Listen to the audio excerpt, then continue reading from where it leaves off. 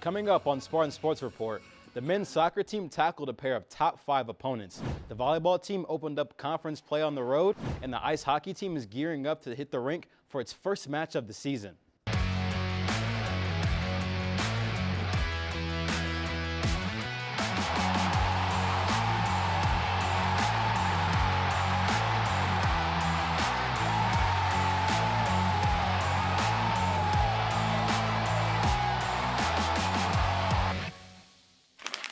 Hello and welcome into this all-new episode of Spartan Sports Report. I'm Kyle Keegan. And I'm Derek Mitchell. Kyle, can you believe that we're already almost in October? This school year is flying by. Halloween is almost coming up too. That's right, D-Mitch. It's almost spooky season and winter sports are coming up on the horizon. The hockey team even had an exhibition this weekend. Absolutely, Kyle. It feels so great to see winter sports starting to ramp up. We've still got some fall sports to finish out. Yeah, no doubt. And right now, grab your pumpkin spice coffee and candy apples as we start with men's soccer. It was a historic night at DeMartin Stadium for the Michigan State men's soccer team, where the Spartans took on number 3 ranked Indiana. A first half filled with physicality, a combined 17 fouls and only 4 shots to show for it leaves this game tied at 0-0 headed into halftime, but it wouldn't last for long. Leave it to the freshman. It's the midfielder Peter Sudan gets the ball to bounce his way. He's able to fire a shot home to make it 1-0 here in East Lansing. However, it was by no means a one-man show Tuesday night, as senior goalkeeper Zach Kelly comes in flying like Superman, saves this Hoosier shot attempt in the game's final minute to help get their highest ranked upset win since 2014. It was a game that saw a season-high 5 saves for Kelly and his 15th career shutout. He's now tied for 8th on MSU's career shutout list, and Kelly spoke on handling adversity after the game. I mean, tonight showed what this group is about and what we're capable of. And I think for us, just moving forward, this is the standard now. This is what we're capable of. This is what we can do. Now time to rinse and repeat, clean up a few things, but get ready for Michigan on Friday. MSU looked to climb as they traveled just over 60 miles to Ann Arbor to take on 5th-ranked Michigan. The in-state rivals would set up to battle for the Big Bear Trophy. The Spartans had a slow start in the first half, but turned up the offense in the second half after Sudan got fouled in the penalty box. This led to junior midfielder Miles Merritt striking the ball into the bottom quarter of the net. The Wolverines would strike back quickly on the accidental own goal by the Spartans. More back and forth play. The green and white would eventually strike back with the junior forward Richie Ludwig scoring this one in the 64th minute to propel the Spartans to a 2-1 victory. This is the first time in school history men's soccer team defeated 2 top 5 teams in back-to-back games. MSU will return to DeMartin Stadium to take on Penn State Friday at 5 p.m. 2 top 5 teams. That is very impressive, Kyle. But now we're looking to the women's volleyball team that kicked off Big Ten play against number 12 Minnesota on Thursday. Minnesota was strong throughout the match, holding Michigan State to its 2nd lowest hitting percentage of the season. The green and white fought valiantly, nearly snagging the second set, but in the end were swept 3-0 and handed their first loss of 2025. On Saturday night, the Spartans took on their rival Michigan in front of over 5,000 people for the battle at the Breslin. It was a back-and-forth set, one up until an assist from Malaya Long, setting up Evie Duzema with this killer kill, sending Michigan State on an 8-3 run. But it will be Duzema, again hitting a dagger to the back zone to close out the set, 25-14. The Spartans would start set 2 on a 6-0 run with help from Bianca Mumshalar, here with one of her match-leading 15 kills. MSU would hold the lead for a while, but the Wolverines came clawing their way back, tying up the set 16-16 with this ace from Morgan Burke. That wouldn't be enough, though, after an attack error from the Maize and Blue, ending the set 25-22 in favor of the green and white. Mumshalar would still be the story of set 3, putting up 9 kills on the board, so it made sense that it would be her to seal the deal, winning the set 25-21 and securing the sweep in straight sets. Following the win, Kelsey spoke about what allowed her team to go from being swept to getting the sweep.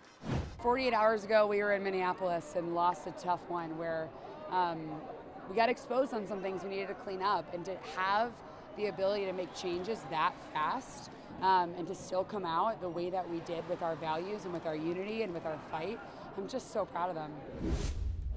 Up next, the Spartans will travel to Evanston, Illinois to take on Northwestern this Friday, October 3rd at 8 p.m. Great weeks for both men's soccer and volleyball. We'll take it to women's soccer now as Michigan State hit the road to face the Minnesota Golden Gophers this past Thursday. While they gave up a goal in the 10th minute, the green and white dominated with their offense the rest of the way. Following adjustments made during the break, junior forward Kennedy Bell netted a rebound shot, and less than 4 minutes later, redshirt junior midfielder Emerson Sargent would score the game winner to secure the 2-1 Spartan victory. This would mark her first goal of the season and the second straight win for the Spartans. After a tight win earlier in the week, the team traveled to Madison, Wisconsin to take on the number 20 ranked Badgers. From the kickoff, the Spartans controlled every aspect of the game. Leading the charge for the green and white was once again Sargent as she continued her great week. She started the game by netting the first 2 goals, lighting an offensive fire for MSU.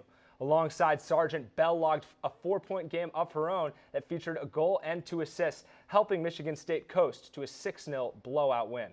On Sunday, Michigan State will host Ohio State at DeMartin Stadium, hoping to continue to play well against Big Ten competition. The women's golf team was singing "Oh Canada" last week at Beacon Hall Golf Club for the Canadian Collegiate Invitational. After swinging a 14 over par 302 on Monday and a 15 over par 303 on Tuesday, the Spartans finished in 9th place out of 12. Senior Taylor Kehoe had the highest individual finish out of the 6 Spartans. Coming in 13th place today, the green and white will finish up the Windy City Classic at Glenview Golf Club in Illinois. Concluding a month-long road trip, the field hockey team traveled to State College to take on number 20 Penn State on Friday. MSU played nearly 55 scoreless minutes before succeeding a goal in the final 6. Junior goalkeeper Lyra Gavino kept the Spartans in the game with 7 saves, 6 of which occurring in the 3rd period. The Nittany Lions added another goal in the final minute of play. Following the 2-0 loss, the Spartans headed to Lewisburg, Pennsylvania to face Bucknell on Sunday. MSU fell behind quickly but fought hard as Mora Kavatsa had 2 shots on goal and 3 overall, but the Spartans ultimately fell 4-0. Moving to 3-6 on the season and 0-2 in conference play, they will face Rutgers this Friday in East Lansing. Michigan State hockey is back on the ice at Munn seeking Big Ten regular season and tournament title number 3. After being knocked out of the NCAA tournament in the regional semifinal last March, MSU is looking to new faces to lead this year's charge. The Spartans loaded up on talent this offseason, bringing in 13 new faces, including freshman forwards Riker Lee, Caden Lindstrom, and Porter Martone, 3 of the team's 10 new NHL draft picks. Head coach Adam Nightingale and senior captain Matt Basgall spoke to the media after practice last Thursday about the upcoming season. People tell you, how good your team should be or it's going to be, and none of that really matters. Rankings don't matter. All that matters is if we reach our potential and we improve every day. That's the standard, and I think we got a group of guys that understand that. Every single day you show up to the rink, it's the same expectation. You expect the intensity is going to be at the max, and that's what it is. We're not going to be a perfect team of Spartan hockey, but we're going to do our absolute best to get there. I've got 3 great assistant captains here who are going to be great leaders, and then at the end of the day, we have 26 guys who are also expected to be leaders when we show up. Michigan State is home this Friday, taking on the University of Windsor in an exhibition contest at 6 p.m. We're talking about winter sports. Now we'll talk some spring as the softball team hosted a fall ball doubleheader this past weekend, getting ready for what looks to be an exciting season. Entering her 4th season, Coach Shardonna McDonald-Kelly looks at this year as the statement season with a lot of changes around the program. Her supporting coaching staff brought in 12 new players, including 7 bright-eyed freshmen. And returning sophomore J.C. Schuler looks to take the mound by storm this year after giving up only 53 earned runs in 93 innings last season. Fellow sophomore pitcher Carson Cassidy is also ready to head back to the circle after posting 41 strikeouts and 64 2/3 innings a year ago. With another busy upcoming weekend, MSU will face 3 different opponents in preparation for the start of the regular season in the spring. Last weekend, the Michigan State women's tennis team traveled to Cary, North Carolina to take part in the ITA All-American Championships. Sophomore Amara Brownbott and senior Matilde Morais fell in the pre-qualifying rounds, with Brownbott finishing out of the consolation matches, securing a victory in back-to-back sets. The green and white returned to the court for the Michigan State Classic on Friday. The men's tennis team traveled out to Tulsa, Oklahoma to compete in the ITAs, with 2 Spartans would punch their tickets to the NCAA individual championships, with senior Ozan Baris defeating Purdue's Aleska Krivokapich in straight sets, and sophomore Matthew Forbes followed, defeating Illinois' Kenta Miyoshi. They will travel to the NCAA Individual Championships in Orlando, Florida, November 18th through the 23rd. The Michigan State men's and women's cross-country teams return to action for the Gans Creek Classic in Columbia, Missouri on Friday.